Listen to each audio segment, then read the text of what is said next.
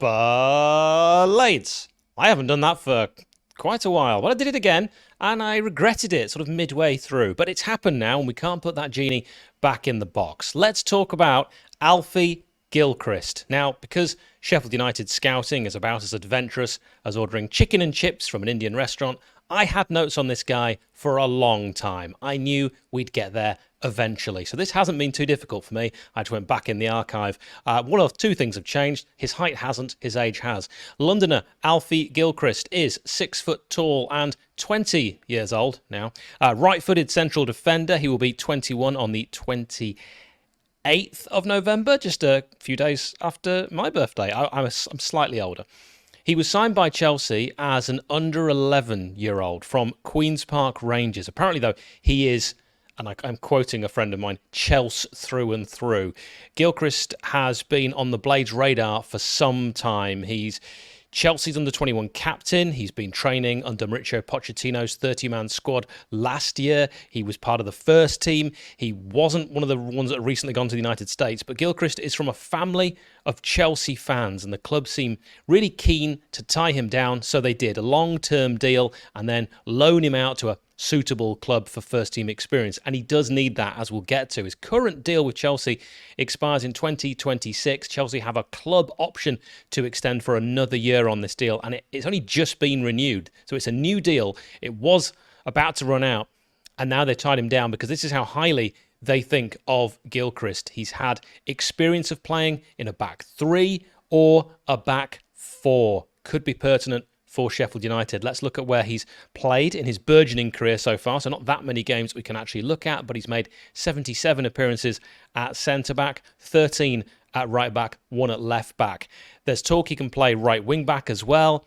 And if we look at which competitions he's actually played in, we see he still needs a lot more experience, and a loan to the Championship makes sense, because I just gave you those positions he's played in, but let me tell you the competitions now, and you'll see we don't have that much of a sample size, because in the Chelsea Youth League, he's played 8 games, in the Chelsea Under-18s, 28 games, Chelsea Under-23s, 47, and only 17 with Chelsea's first team. Yes, the Chelsea man turned out 17 times for the first team last season, including against Preston in the FA Cup. It was actually 11 times last season, but 17 in his entire career.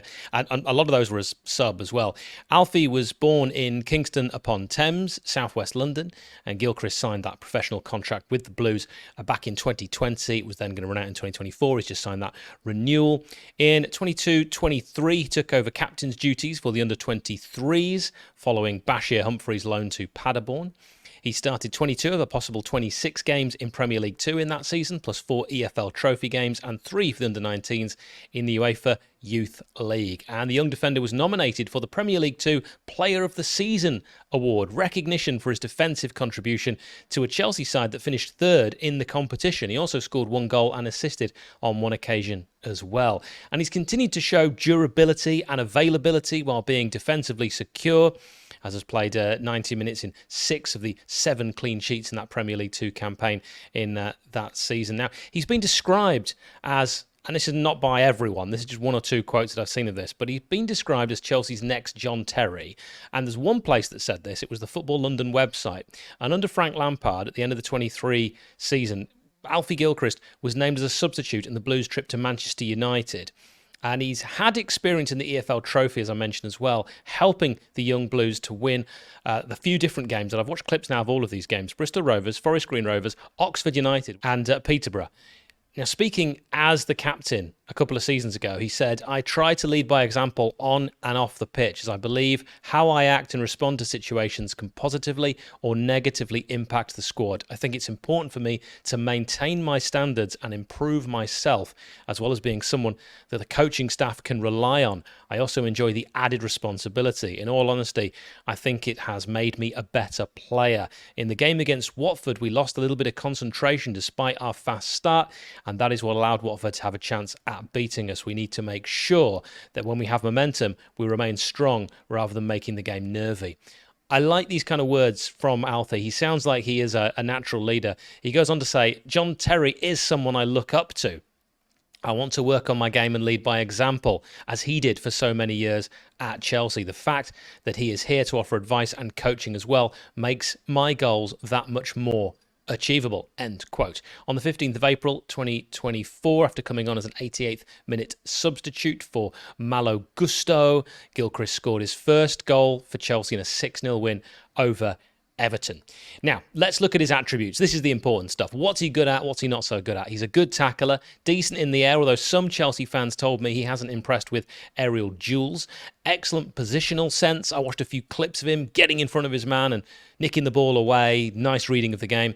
Plus, he's aggressive. He's got that will to win. He looks really strong despite his relative lack of experience in the men's game. He's renowned for being brave, a leader, as we've now clarified, with a good eye for a pass. I saw some nice long-range, accurate balls that he played on some youth clip games that I watched. Again, to temper this excitement, if you are excited by hearing this, another Chelsea fan I spoke with said he can lack composure on the ball, can look a bit clumsy with clearances on occasion, but he's not a slow defender. He can recover ground if needed. Seems to have a nice turn on him, something I noticed with the ball, and the odd trick or two to fox an oncoming striker. I watched a few clips of him up against Ollie Watkins, and he really contained the striker well, and we know all about Ollie Watkins.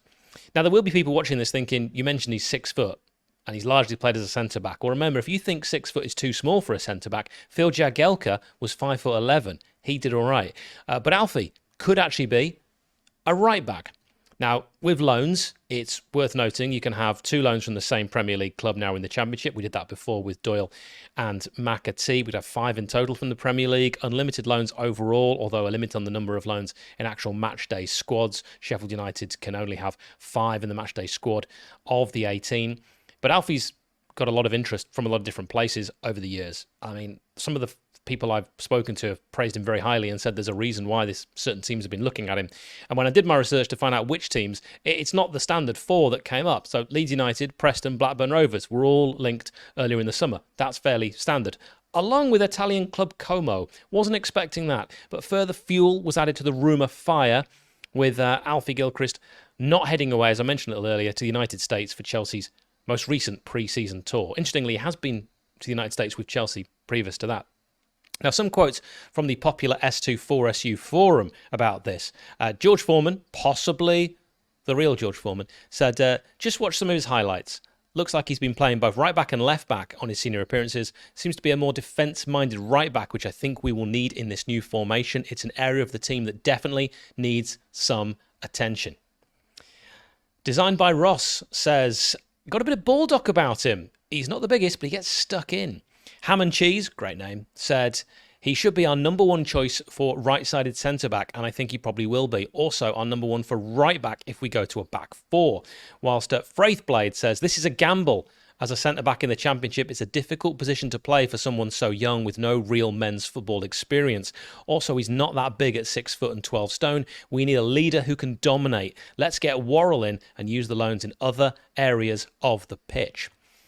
What do you think of that? My pal Curtis, a mad Chelsea fan, said, I'd rather we didn't loan him out. So he's a Chelsea fan, I remember saying that. Because I want to keep him and play. He's passionate, a strong defender and a natural leader. You'll love him. He has a wise head on young shoulders and didn't look out of place in the Chelsea first team. Now, stats from his limited Premier League minutes last season won't tell us much, so I haven't led with these, but here some of them are anyway. So when he was in the side, Chelsea conceded 6 goals.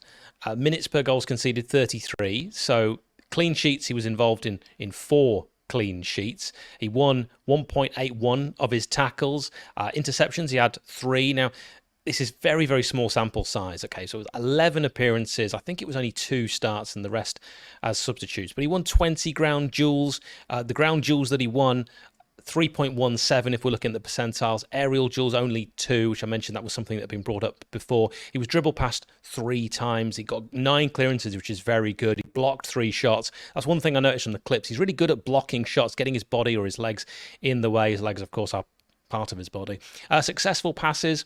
So 102 out of 119. Again, it's a small sample size, but that's pretty decent numbers with a pass completion rate, if you're interested, stats and numbers fans, of 85.7, which I guess we'll just call 86. So what do you think about this Blades fans. Let me know if you're watching on YouTube in the comments, or if you're listening as an audio podcast, and give us an iTunes review if you get a chance. It'd be greatly appreciated. Until next time, up the Blades.